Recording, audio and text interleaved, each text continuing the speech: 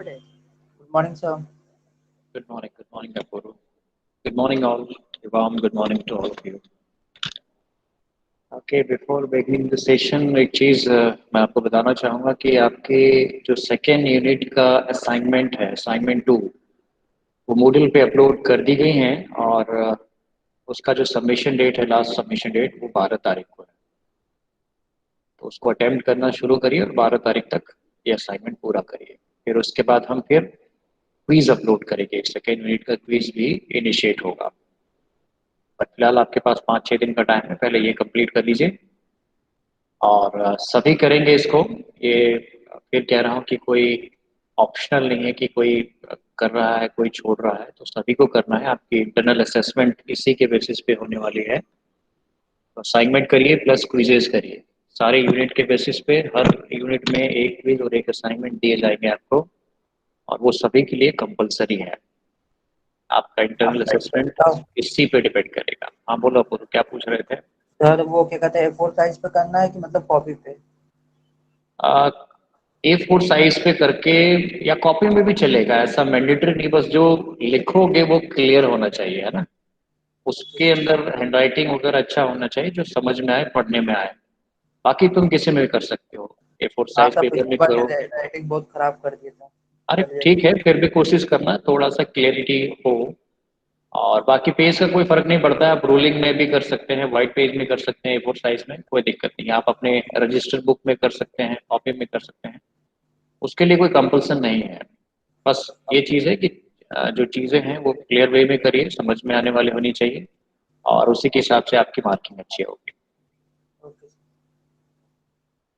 ठीक है, तो आप एक बार असाइनमेंट देख लीजिएगा आज जाके और उसको अटेम्प्ट करना शुरू करिए। चलिए let's begin with today's session.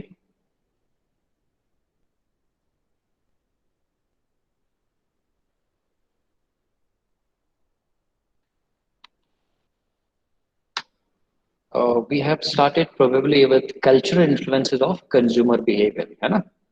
Last year we have talked a lot about the cultural influences of consumer behavior, that how the culture of the human being reflects their behavior, reflects their buying behavior.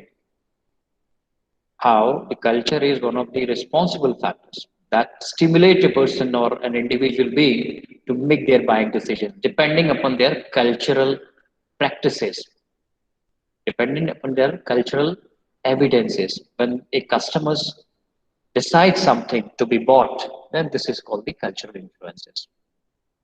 Basic definition वगैरह हम समझते हैं कि सबको बताया जा चुका है. So does it require to repeat it again? Because I think this is a very common term, the culture, which has been already defined. सभी को क्लियर है कल्चर? कल्चर क्या होता है? Your religion, your language, your जो social standard, way of living, तो everything comes under the cultural influences. तो अब इन सब चीज़ों को देखते हुए, इन चीज़ों को समझते हुए, जब एक कंज्यूमर अल्टीमेटली किसी बाइंग डिसीजन को क्रिएट करता है या एनी पर्सनल डिसीजन को इनिशिएट करता है, तो उसको हम कहते हैं कल्चरल इन्फ्लुएंसेस. कौन कौन चीज़ें इसमें बात में आई थी? आपका नॉलेज, आपके बिलीव्स, आपकी फैमिली वैल्यूज, आपकी सोसाइटल वैल्यूज, आपकी सोसाइटल ऑब्लिगेशंस, जिस सोसाइटी में आप रह रहे हैं.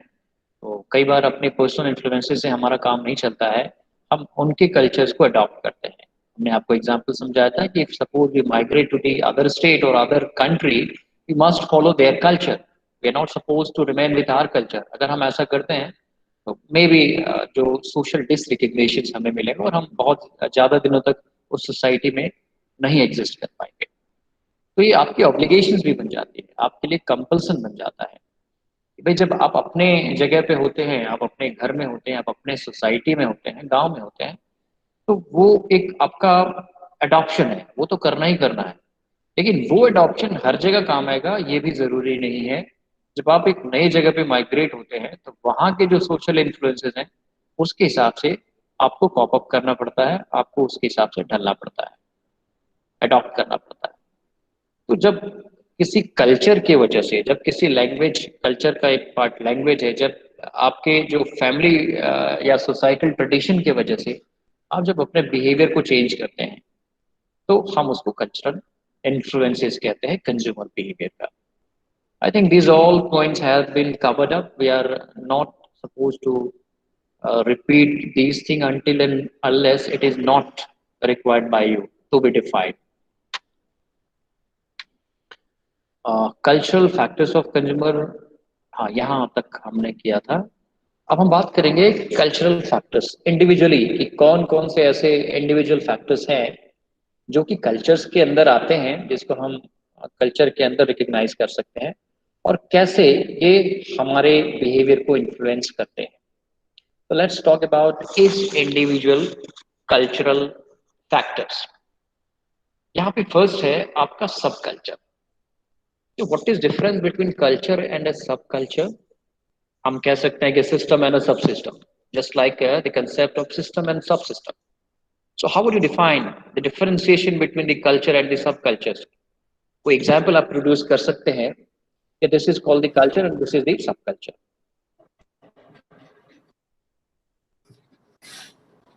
सर कोशिश करें. हाँ बिल्कुल बिल्कुल. सर कल्चर सर तो कहेंगे जो कि हमारी सोसाइटी से मिलती है हमें कल्चर, वो हाँ हाँ. कल्चर होगा. सब कल्चर में फैमिली का आ जाएगा सर. एक बार तुम्हारी आवाज क्लियर नहीं है, आवाज क्लियरिफाई करो. सर कल्चर मतलब हो जाएगा जो जो सोसाइटी से हमें कल्चर मिला है. ठीक है. और हाँ, और सब कल्चर में सर शायद जो फैमिली से कल्चर मिल रही है वो सब कल्चर कहेंगे. बस इसमें से शायद शब्द हटा दो क्योंकि डेफिनेशन तुम्हारा सही है. तुमने यस सही कहा सर. कि culture means the societal obligations. ठीक है. अब उस सोसाइटी के अंदर तो हर तरह के लोग रहते हैं, उसके अंदर अलग अलग रिलीजन के लोग रहते हैं, अलग अलग जो है सोशल जो प्रैक्टिसेस है उनके अलग अलग हैं. तो जरूरी नहीं है कि उस सोशल प्रैक्टिसेस का हमारे परिवार से बहुत ज्यादा जुड़ाव हो. ठीक है, जब हम अपने घर से बाहर निकलते हैं तो जो सोसाइटी के चारों ओर चल रहा है हम उसको अडॉप्ट करते हैं, हम उसके हिसाब से चलते हैं. लेकिन घर में जब हम हैं तो हमारा अपना एक अलग कल्चर होता है. ठीक है. हमारी फैमिली की, like for example if I belongs to the southern region, south India से मैं हूँ लेकिन किसी वजह से मैं वाराणसी में बसा हुआ हूँ, जॉब्स के वजह से या किसी बिजनेस के वजह से I have been migrated to Varanasi city. तो जब मैं वाराणसी में हूँ तो जब घर से बाहर जाता हूँ तो ऑब्वियसली या तो मैं टूटी फूटी हिंदी बोलता हूँ या इंग्लिश बोलता हूँ, या अगर बहुत सालों से रह रहा हूँ तो मुझे जो बनारसी लोकल इन्फ्लुएंस है वो भी मुझे आती है, मैं बोलता हूँ. लेकिन जब मैं अपने फैमिली में जाता हूँ तो मैं अपने साउथ इंडियन लैंग्वेज को इस्तेमाल करता हूँ. अपने साउथ इंडियन जो डिशेज हैं, जो खाना है वो मैं खाता हूँ. साउथ इंडियन के जो ड्रेसेस हैं, जो क्लोथिंग है उसको मैं प्रेफर करता हूँ. तो बनारस हमारे लिए क्या हो गया? कल्चर. और जब मैं अपने जो ट्रेडिशनल वैल्यूज को है, जो ट्रेडिशनल बिलीव्स को है, जब हम अपने घर में यूज करते हैं और उस घर में जो हमारे इन्फ्लुएंसेस है उसको हम सोसाइटी के इन्फ्लुएंसेस से मैचअप नहीं करते हैं, मिक्स नहीं करते हैं, तो आपका सब कल्चर बन जाता है.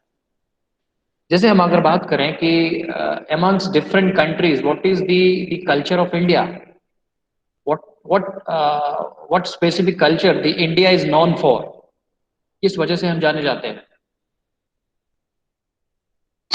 सोने की चिड़िया सुन. सोने की चिड़िया. हाउ वुड यू डिफाइन सोने की चिड़िया? जैसे ऐसे कौन सा कल्चर है that we are recognised world wide, we stand out of the rest, दूसरों से अलग है? पता नहीं सर.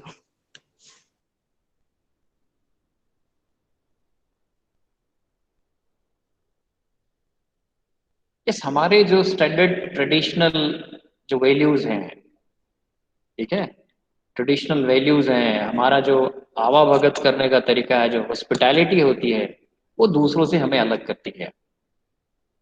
एक कहावत है संस्कृत में, वसुदैव कुटुंबकम. क्या इसका मतलब होता है कि सारा दुनिया हमारा संसार है, हमारा घर है, और हम सब दुनिया पूरे जो वर्ल्ड वाइड के लोग हैं उसको हम अपना परिवार का हिस्सा मानते हैं और हम अपने ट्रेडिशन के हिसाब से उनका इज्जत सत्कार करते हैं. और ये हमें एक दूसरे से अलग करती है, जो कि दूसरों में, दूसरे कंट्रीज में ये कल्चर नहीं है. They do not believe that all whole world is our family. They do not believe. तो वो जो पर्सनलिज्म को है वो ज्यादा बढ़ावा देते हैं, मैं मेरा, वो हमारे शब्द का इस्तेमाल नहीं करते हैं और लिमिटेड रहते हैं. लेकिन India is specifically known for its social trends, the hospitality worldwide. तो ये हमारा कल्चर हो गया। हमारी language, for example language, we specifically known for Hindi people. हमारी जो जो इंडियन कल्चर है लैंग्वेज से रिलेटेड वो हिंदी है। हम हिंदी बोलते हैं, हिंदी भाषा हमारी जो है मातृभाषा है, जो कि दूसरों के देशों की जो भाषा है उससे हमें अलग करती है। तो हमारी एक लैंग्वेज हमारी कल्चर हो गई, हमारी हॉस्पिटैलिटी एक कल्चर हो गई, हमारे जो सोशल जो ट्रेडिशन है वो कल्चर हो गया। क्लोथिंग हो सकता है कि हम यूजुअली जो लेडीज होती हैं हमारी साड़ी पहनते हैं, जेंट्स जो है मे बी गाँव में कुर्ता पैजामा या धोती कुर्ता पहनते हैं। तो that is not being followed by the other countries. So that is our uniqueness in terms of hospitality, in terms of languages, in terms of uh, eating style and all. तो ये चीजें हमें एक दूसरे देशों से अलग करती है। तो दैट इज आर कल्चर। अब हमारे इस कल्चर के अंदर भी एक सब कल्चर एग्जिस्ट करता है। अगर मान के चलें हम कहें कि हमारी जो इंडियन लैंग्वेज कल्चर है वो हिंदी कल्चर है, India is specifically known for Hindi world wide, ये हमारा इंडियन कल्चर है। लेकिन हम अलग अलग स्टेट को अगर डिवाइड कर दें तो हिंदी के अलावा अलग अलग लैंग्वेजेस बोली जाती है। साउथ इंडिया में तमिल है, तेलुगु है, उड़ीसा चले जाए तो उड़िया है, बंगाल चले जाए तो बंगाली है, बिहार झारखंड तो भोजपुरी है, उत्तर प्रदेश सम हाउ भोजपुरी बोली जाती है, पंजाब में पंजाबी है, हरियाणा में हरियाणा है, राजस्थान में Rajasthani. This is called the sub cultures. अगर हम बात करें Indian language culture then Hindi is our language culture. लेकिन हिंदी सिर्फ हमारी एक अकेली भाषा ऐसी नहीं है जो हर जगह, जो पूरे रीजनल एरियाज में हर जगह हिंदी बोली जाती है। हमारे पास सब कल्चर भी है, हम कई ट्रेडिशंस एंड सोशल बिलीफ को फॉलो करते हैं, कई लैंग्वेजेस हैं, और वो लैंग्वेज हमारी सब कल्चर हो गए। फूडिंग स्टाइल अगर हो गए, साउथ इंडिया की जो खाने का स्टाइल है वो नॉर्थ इंडिया से अलग होती है, तो ये हमारी सब कल्चर हो गए। हमारा जो पहनावा है साउथ इंडिया से अलग होता है, वो हमारे सब कल्चर हो गए।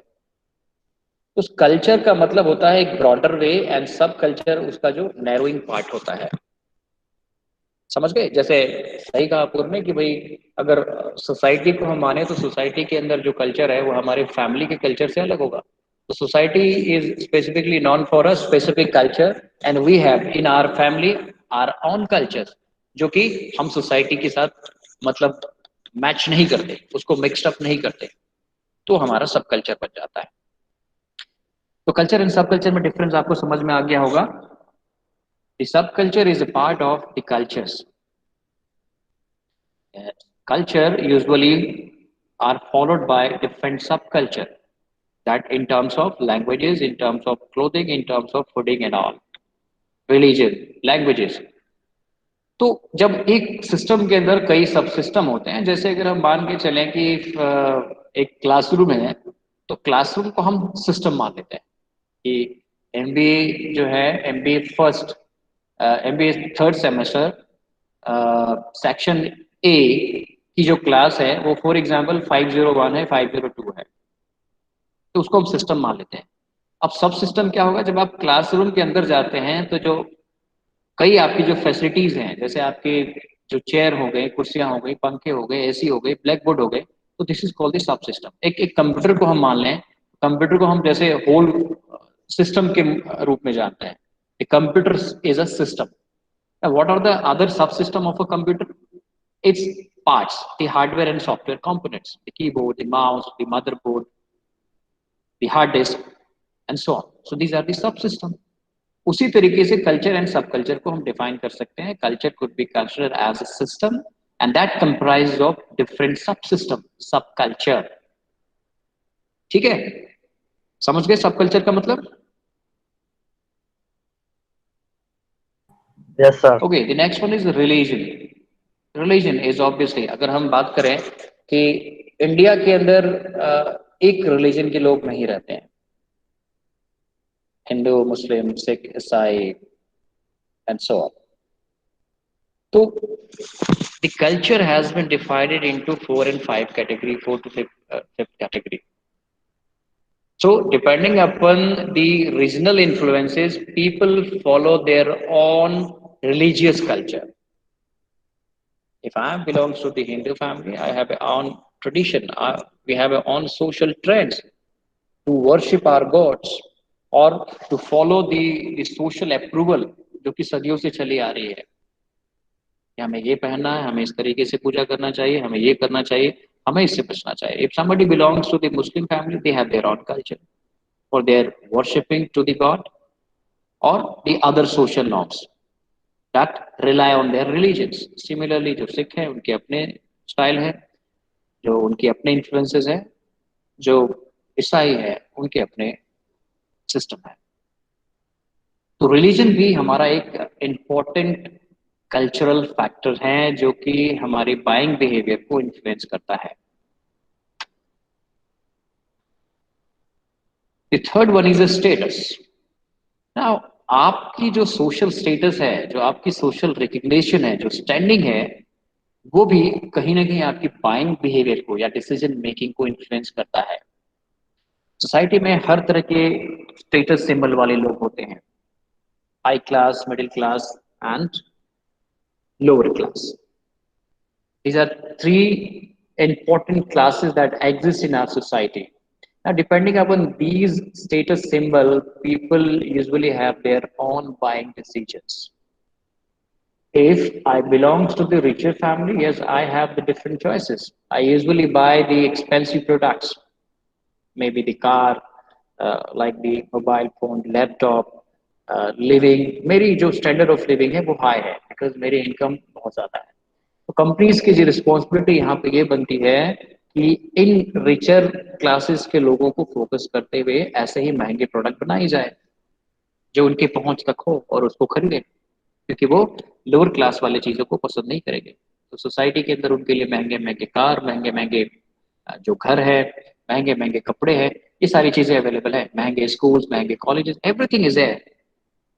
आपको पता है कि जो स्कूल्स होते हैं, स्कूल में भी कई कैटेगरीज होते हैं. ऐसे ऐसे स्कूल होते हैं जहाँ पे एक आम जो परिवार का बच्चा नहीं पढ़ सकता है क्योंकि वहाँ की फीस इतनी ज़्यादा महंगी होती है.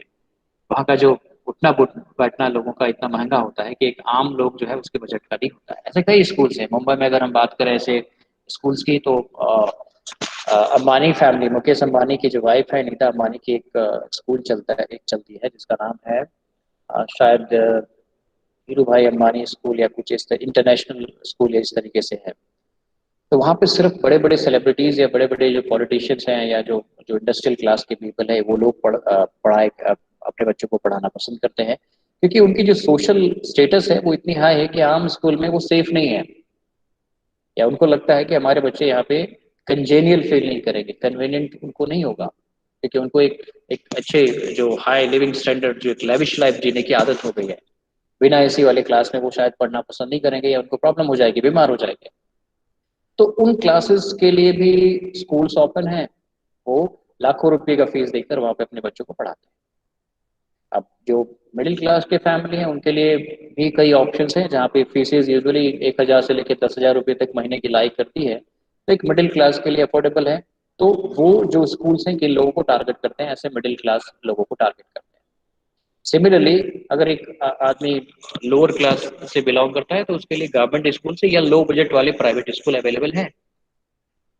So depending upon the financial positions and the social status of a person, the company usually target their products to be sold out. So जिस स्टेटस सिंबल का, जिस फाइनेंशियल पोजीशंस के लोग एग्जिस्ट करते हैं सोसाइटी में, उसी तरीके से कंपनीज उनको टारगेट करते हुए अपने प्रोडक्ट रेंजेस, सर्विसेज अवेलेबल कराते हैं. तो ये कहीं ना कहीं एक कल्चरल फैक्टर हम मान सकते हैं. आपकी सोशल स्टेटस आपके कल्चर का पार्ट है, आपकी कल्चर बन जाती है, आपकी लाइफस्टाइल बन जाती है. जब आप एक अमीर घराने से ताल्लुकात रखते हैं तो आपने शुरू से देखा है कि आपकी जो फैमिली का जो स्टेटस है वो किस तरीके से रहता है, किस तरह के लोगों से आप उठते बैठते हैं, कौन कौन से चीजें प्रोडक्ट आप खरीदते हैं, आपके फादर या जो उसके पहले वाले जनरेशन ने किस तरीके से आपकी अपब्रिंगिंग की है, उनका कैसे अपब्रिंगिंग हुआ, आप अपने आप ढल जाते हैं उसमें और आपकी जो चॉइसेस है उसी के हिसाब से फिक्स हो जाती है. तो उसके लिए कंपनीज भी टारगेट करती है. जो बड़ी बड़ी महंगे जो कार मॉडल्स हैं मार्केट में जो बिकती हैं, ऑब्वियसली उनके लिए मारुति ऑल्टो 800 पे नहीं घूमेंगे क्योंकि उनके सोशल स्टेटस के खिलाफ है. तो उनके लिए मर्सिडीज और BMW और जगुआर कार की रेंजेस अवेलेबल है। तो yes, the company have their targets, their target audience for their expensive product ranges. Similarly, जो मिडिल क्लास के लोग हैं उनके लिए भी जो ऑप्शंस हैं अवेलेबल है। If I belongs to the middle class family, obviously I have the capability, the financial positions to buy Maruti Alto or any mid range car, because मेरी financial position, मेरी social status उसी हिसाब से fit बैठती है, तो market के अंदर वो भी ऑप्शन अवेलेबल है। If people belongs to the lower class family, yes, two wheelers are available. It is affordable. तो वो टू व्हीलर के अंदर जो है अपनी परचेजिंग पावर को अप्लाई करते हैं और चीजें खरीदते हैं। तो this is all about the status, your social recognition and your social status, and that reflects you, that influence you to buy or initiate any buying decisions. The gender, yes, whether you belongs to the male, female, or transgender, yes, you have their own requirement. If you belongs to the male class, obviously your requirement is different from the female. You have your own choices related with your clothing, related with your beautification. Generally जो cosmetics item पे हैं उन पे female ज़्यादा spend करती हैं। तो जो कंपनी जो टारगेट करती है अपनी ब्यूटी प्रोडक्ट्स के लिए, अपने फेयरनेस क्रीम्स या जो भी और कॉस्मेटिक्स प्रोडक्ट है, that is specifically target for the female audience. Male के लिए यूजुअली बहुत कम टारगेट करते हैं, बिकॉज उनको पता है कि मेल बहुत ज़्यादा जो है सजना संवरना पसंद नहीं करते हैं, until and unless he is not a celebrity, बहुत बड़े हाई स्टेटस का आदमी नहीं है। कई कंट्रीज ऐसे भी है, आई एम टेलिंग यू, जहाँ पे मेल भी इनफैक्ट फीमेल की तरह सजना संवरना पसंद करते हैं। And the country is like the Korea. वहाँ पे जितना फीमेल जो ब्यूटी प्रोडक्ट्स का इस्तेमाल करते हैं, कॉस्मेटिक प्रोडक्ट्स का इस्तेमाल करते हैं, उतने ही ज़्यादा इस्तेमाल मेल कैंडिडेट करते हैं, उनकी चॉइसेस होती है।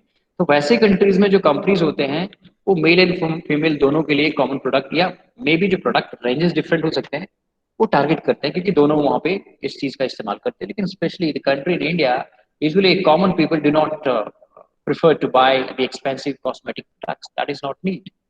But the same is targeted to the female candidates, the female uh, lady or the girl, because that is required by them. Gender, depending upon the gender influences, the company initiate their product ranges in the market. So this is all about the different cultural factors that influences a consumer behavior. तो यहाँ पे हम next slide में जाने से पहले एक बार आपको इनवाइट करेंगे कि कल्चरल फैक्टर से रिलेटेड अगर आपको कोई डाउट हो, कोई क्वेश्चन हो, तो आप पूछ लीजिए।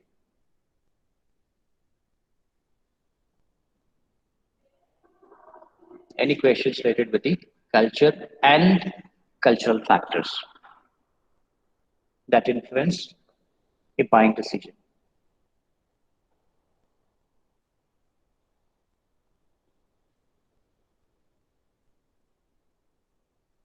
Okay, apart from Mapur,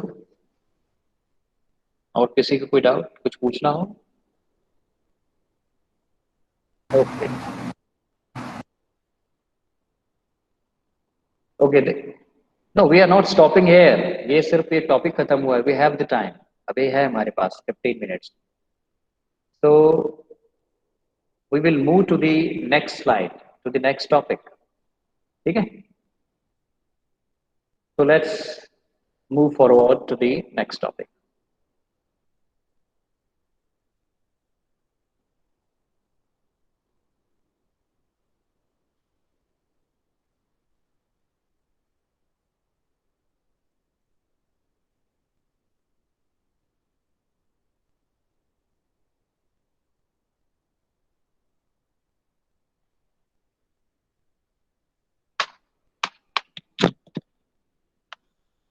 Okay, today we will begin with the next unit, unit number 3. The 2 is completed today. So yes, we have the third unit with us.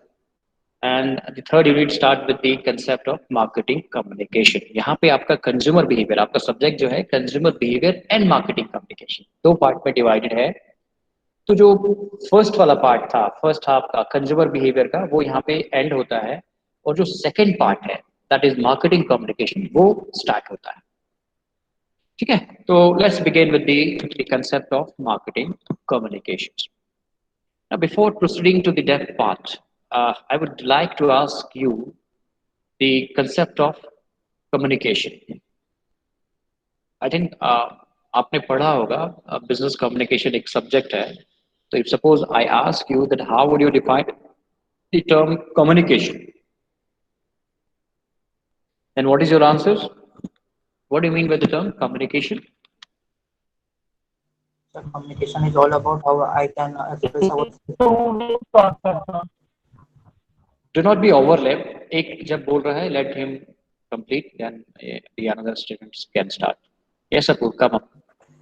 So communication is all about how I can express ourselves, या फिर ये कह सकते हैं sir कि क्या कहते हैं कम्युनिकेशन, किसी भी प्रोडक्ट के बारे में बताना, हम उसको कैसे कम्युनिकेट करते हैं, उसको कम्युनिकेशन करेंगे. That's true, that's true. But अगर हम सिर्फ कम्युनिकेशन की बात, मार्केटिंग कम्युनिकेशन की बात करें, तब तो उस पॉइंट ऑफ व्यू से सही होगा पूर्व. लेकिन सिर्फ अगर कम्युनिकेशन को डिफाइन करना होगा, आप लोगों ने पढ़ा होगा बिजनेस कम्युनिकेशन एक सब्जेक्ट होगा, उसमें आपने कम्युनिकेशन का डेफिनेशन पढ़ा होगा. अगर वो याद हो तो बताइए कोई. Sir communication. हाँ, sure sure sure.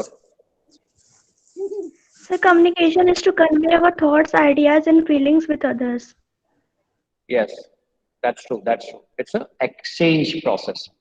Exchange of what? Thought, ideas, opinions. I would like to add in. ऐसा आपकी आवाज क्लियर नहीं आ रही है, क्या आपने कहा, एक बार फिर से बोलिए. Sir, communication is an art of sharing your ideas and views to others. Yeah, obviously, that's true. It's the way, it's the process of exchanging. See, it's a two-way process. Communication doesn't stand for one-way process. It's a two-way process of exchanging idea, thoughts, opinion, and any other learning. Right? So, if you are well familiar with the term communication, अगर उसके आगे हमने as a prefix marketing जोड़ दिया, तो इसको हम कैसे define करेंगे? Marketing communication क्या है? यहाँ पे एक रिस्ट्रिक्ट हो जाता है, ये टर्म लिमिटेड हो जाता है. एक अगर कम्युनिकेशन की बात करें तो एक बहुत बड़ा ब्रॉडर टर्म हो जाता है.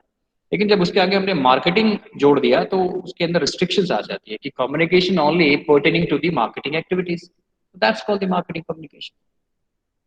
When a company usually disseminate their informations, expresses their informations related with the product ideas or company's innovations to their target audience, then it's called the marketing communications. The communications contain different things. They are advertisement, and that advertisement may be like they are going to tell you about the product specification, about the product innovations, about the product service warranty and guarantee, and so on.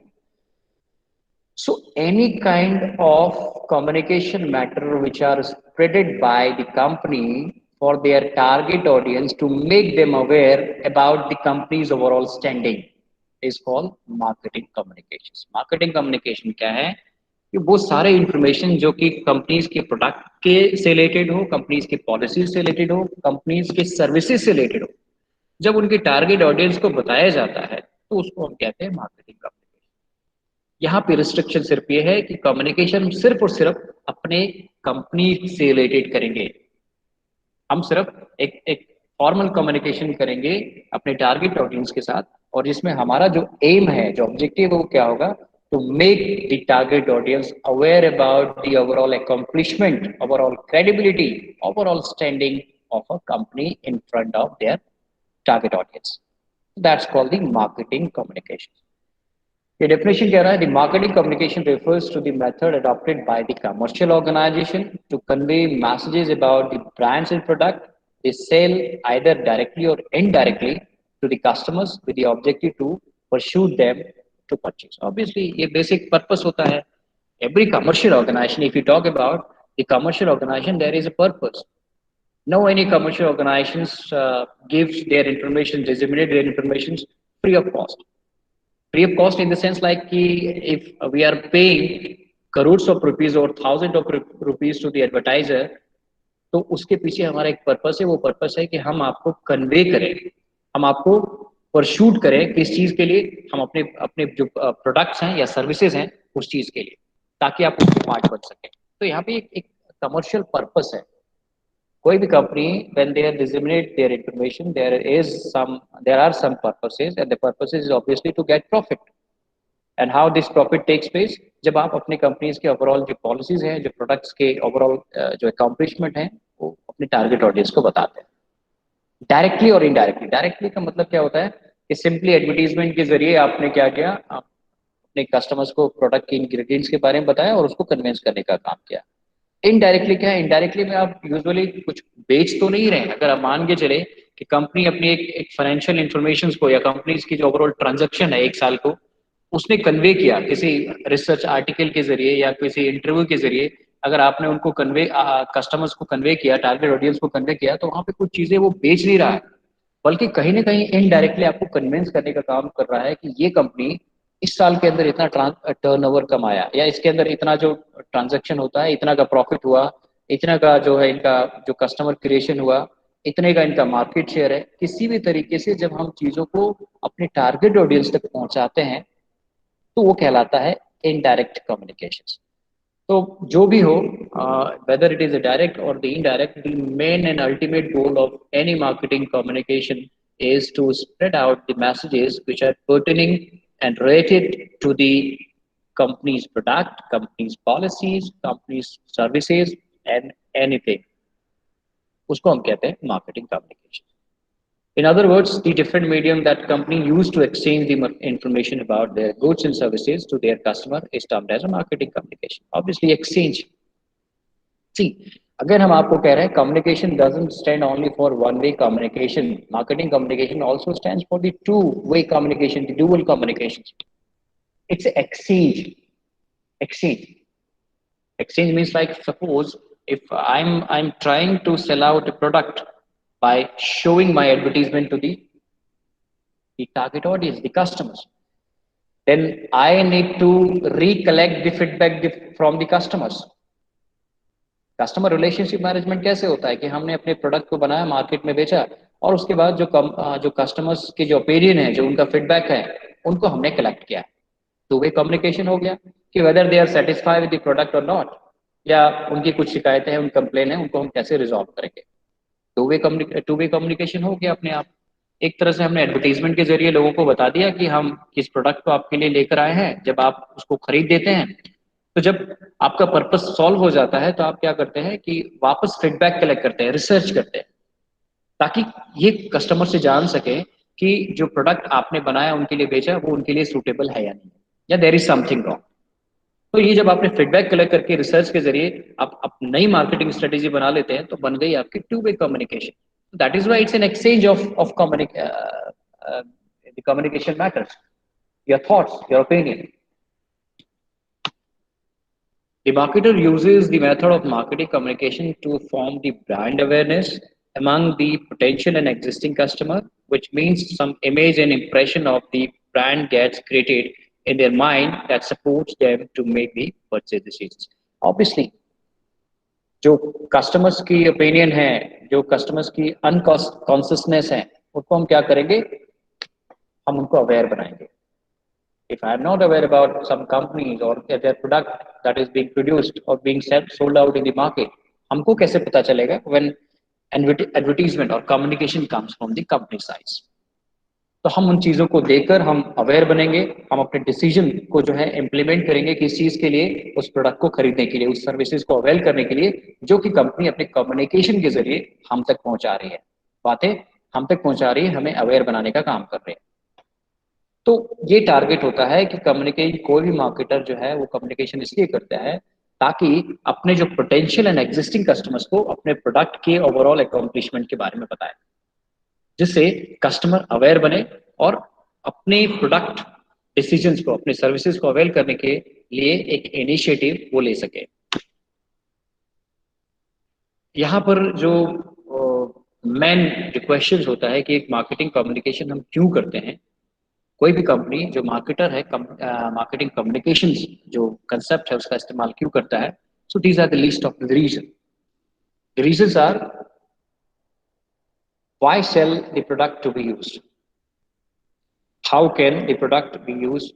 Who can possibly use the product? Where can the product to be used? And when can the product to be used? So these are some of the list of informations which are usually disseminated, which are usually circulated to the customer, the target audience. तो अपने communication में ये usually, अब इनमें से सारे जो जो रीजंस हैं वो सारे के सारे किसी एक एडवर्टीजमेंट कम्युनिकेशन में नहीं आ सकता है. किसी में एक लाइक करता है, किसी में दो करता है, या किसी में सारे के सारे भी कर सकते हैं. तो जो मेन रीजन होता है वो ये होता है कि जैसे why shall the product be used, आपको प्रोडक्ट क्यों खरीदना है. एक कंपनी आपको प्रोडक्ट बेच रही है तो आपको मे भी अपने एडवर्टीजमेंट के जरिए बताना होगा कि why it is essential. Patanjali के जितने भी प्रोडक्ट आते हैं, बाबा रामदेव जी एक इमोशनल एडवर्टीजमेंट देते हैं कि चूंकि जो बाजार में जितने साबुन अवेलेबल है वो आपके जो त्वचा को है वो शुष्क बनाती हैं या खराब करती है, आपकी निखार खत्म हो जाती है, उससे पिंपल्स निकल के आते हैं. तो एक स्कैरसिटी पैदा करके इमोशनली आपको क्या करते हैं, वो एक इन्फ्लुएंस करते हैं और वो कहते हैं कि हमारे प्रोडक्ट को खरीदिए क्योंकि हम इसमें नेचुरल इंग्रेडिएंट्स का इस्तेमाल करते हैं.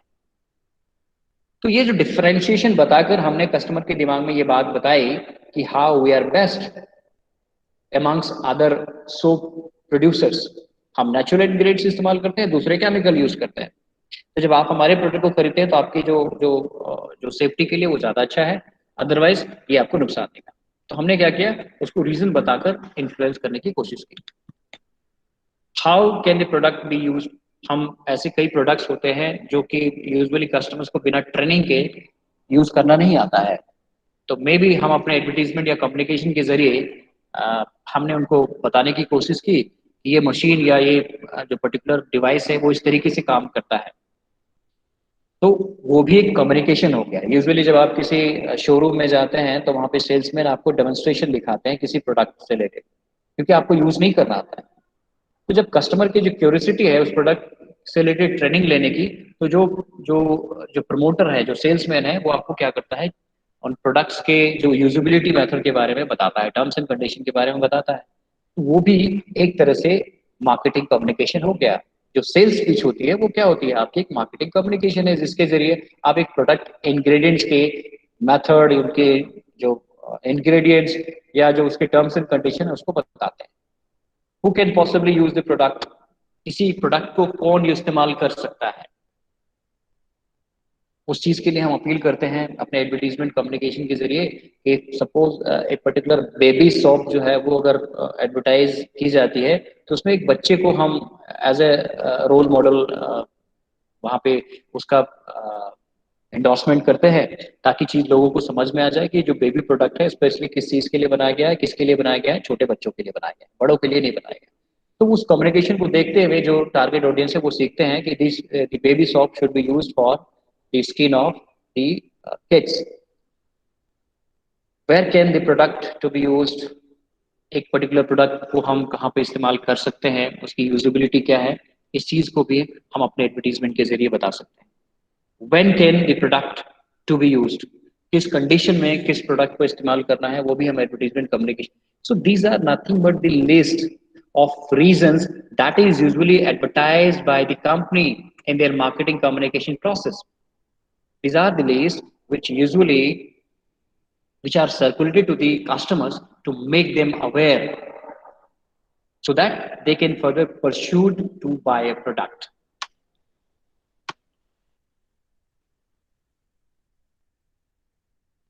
I think this is all for today. We'll stop here. It involves activities जो है वो हम next class में करेंगे. आज के लिए इतना ही. Any questions and query?